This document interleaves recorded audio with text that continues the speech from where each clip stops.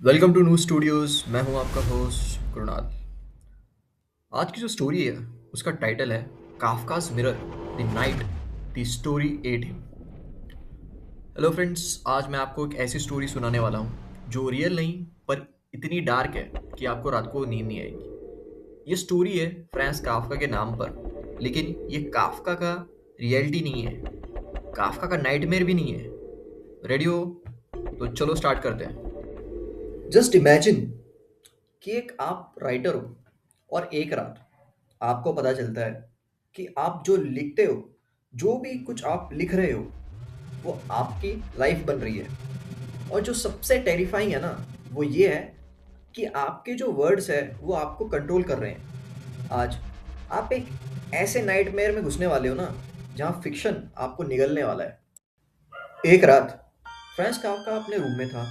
कमरा साइलेंट था, बस एक कैंडल जल रही थी और कैंडल की लाइट स्लोली स्लोली फ्लिकर कर रही थी। तभी उसकी टेबल पर एक नोटबुक अपीयर हुई। नोटबुक काले रंग की थी और उसके कवर पर एक सिंबल बना हुआ था, जैसे कि कोई एंशिएंट रिचुअल का साइन हो।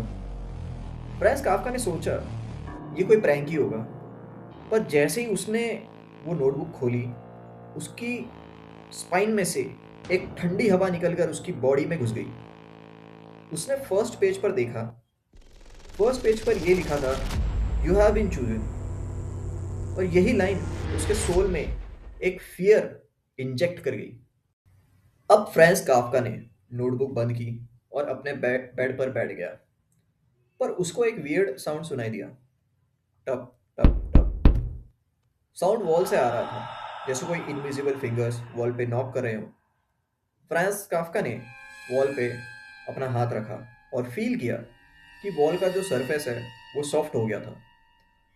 उसने वॉल को टच किया और वॉल में से एक वॉइस आई, लिखो। फ्रांस काफका ने बैक स्टेप लिया और बोला, कौन है? वॉइस ने सॉफ्टली कहा, तुम ही हो। और उसकी ब्रीदिंग अब रूम में एको करने लगी थी। नेक्स्ट मॉर्निंग जब फ्रांस काफका उठा, फ्रांस काफका ने अपने फ़ोन में मैसेजेस देखे। सारे मैसेजेस एक ही सेंटेंस रिपीट कर रहे थे कि कहानी शुरू होने वाली है। फ्रेंच काफका ने ऑफिस जाने का डिसाइड किया, लेकिन ऑफिस तक पहुंचते ही उसको ये लगने लगा कि आज लोग नॉर्मल बिहेव नहीं कर रहे हैं। सब लोग जैसे रोबोट हो, उनके फेसेस एकदम एक्सप्रेशनलेस। और जब फ्रेंच काफका ने अपने बॉस को देखा, बॉस ने उसकी तरफ देखा, पर उसकी आंखों में कुछ नहीं था। बॉस ने एकदम शांति से फ्रेंच काफका से कहा, फ्रेंच, तुम्हारा कैरेक्टर रेडी है। फ्रेंच काफका ने पूछा, कैरेक्टर? मैं कौन हूँ? बॉस ने सिर्फ एक ही लाइन बोली, तुम ही विलन हो। और तब फ्रेंच काफ्का को इतना डर लगा और उसे ऐसा महसूस हुआ कि उसकी पीठ पर किसी ने हाथ रख दिया हो। अब जब फ्रेंच काफ्का रात को घर जा रहा था, उसके घर के अंदर एक कॉरिडोर में एक बहुत ही पुराना मिरर पड़ा हुआ था। उसने उस मिरर को उठाया और उसमें देखा। पहले उसे उसमें कुछ नहीं दिखा, उसमें कोई भी खड़ा नहीं था। पर मिरर के अंदर फ्रेंच काफ्का का फेस स्लोली स्लोली फेड हो रहा था। फिर मिरर में एक शैडो अपीयर हुई। शैडो फ्रेंच काफ्का के फेस को कॉपी कर रही थी और शैडो ने स्माइल किया, एक अननेचुरल स्माइल। फिर मिरर से एक वॉइस आई, तुम अपने आप को नहीं देख सकते। फ्रेंच काफ्का ने पैनिक में मिरर को ही तोड़ दिया, लेकिन मिरर टूटने के बाद उसके हैंड से ब्लड नहीं, इंक निकलने लगी, जैसे उसकी बॉडी राइटर की बॉडी बन रही हो। अगली सुबह फ्रांस काफ्का ने ये नोटिस किया कि सिटी का एटमॉस्फेयर काफ़ी ज़्यादा चेंज हो गया है। स्ट्रीट लाइट्स काफ़ी डिम हो गए हैं, लोग साइलेंटली मूव कर रहे थे और सबके ज़ुबान पे सिर्फ एक ही बात थी, लिखो, लिखो। फ्रांस काफ्का ने न्यूज़पेपर उठाया। हेडलाइन पर लिखा था, the writer is dead. French Kafka ने पैनिक में न्यूज़पेपर को फेंक दिया। न्यूज़पेपर के एक एक पेजेस उड़ने लगे और वो पेजेस फ्रांस काफ्का के चेहरे पर आके चिपकने लगे। हर पेज पे एक लाइन लिखी थी, तुम फंस चुके हो, ये तुम्हारी कहानी है, तुम इससे बाहर नहीं निकल सकते। फ्रांस काफ्का ने रियलाइज किया कि ये सिटी अब उसकी कहानी का स्टेज बन चुकी है। रात को फ्रांस काफ्का अपने रूम में था। नोटबुक टेबल पर ओपन थी और एक सडन नॉक आया। फ्रांस काफ्का ने डोर ओपन किया और वहां कोई नहीं था। बस फ्लोर पर एक पेपर पड़ा था। पेपर पर लिखा था, अगर तुम जीना चाहते हो तो आखिरी पेज खत्म करो। फ्रांस काफ्का ने नोटबुक को पिक किया, पर जैसे ही पेन उसने टच किया, पेन ने अपनी स्पीड बढ़ा ली। पेन खुद पे खुद चलने लगा और लिखने वाला टेक्स्ट फ्रांस के डर से भी ज्यादा डार्क था। फ्रांस ने पेन को रिप किया, पर पेन से इंक की जगह काली धूप जैसी निकलने लगी। फ्रांस काफ्का बहुत डर गया।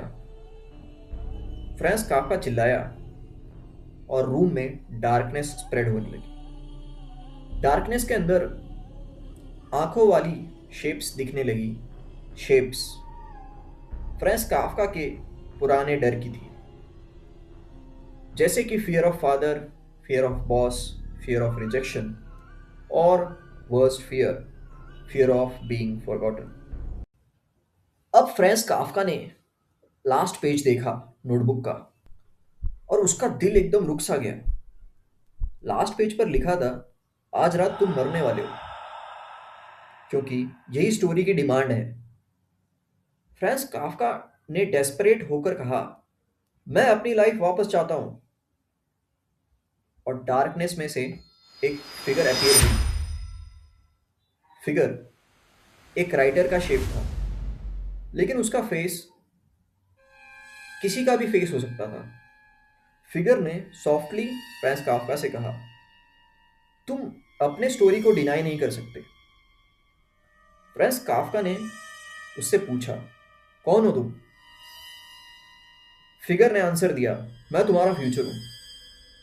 और फिगर ने फ्रांस काफ्का की तरफ स्टेप लिया। फ्रांस काफ्का ने फाइट किया, पर फिगर के पास कोई फिजिकल बॉडी नहीं थी, वो सिर्फ वर्ड्स का फॉर्म था।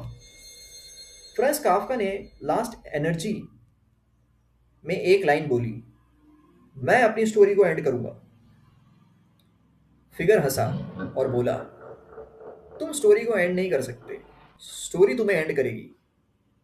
और तब फ्रांस की सराउंडिंग्स एकदम ही ब्लर हो गई। उसकी ब्रीदिंग स्टॉप हो गई और उसका लास्ट साउंड एक विस्पर में कन्वर्ट हो गया। उसने कहा, आई एम द स्टोरी।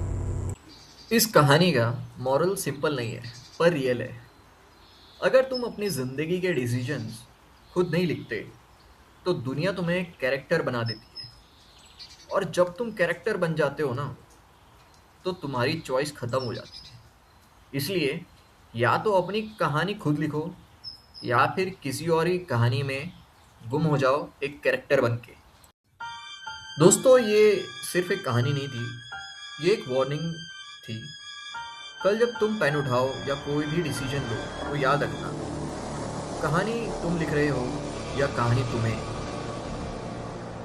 और अगर रात को नींद ना आए, तो समझ लेना कहानी अब तुम्हारे साथ है। क्योंकि न्यू स्टूडियोज यहाँ कहानी ख़त्म नहीं होती, यहाँ शुरू होती है।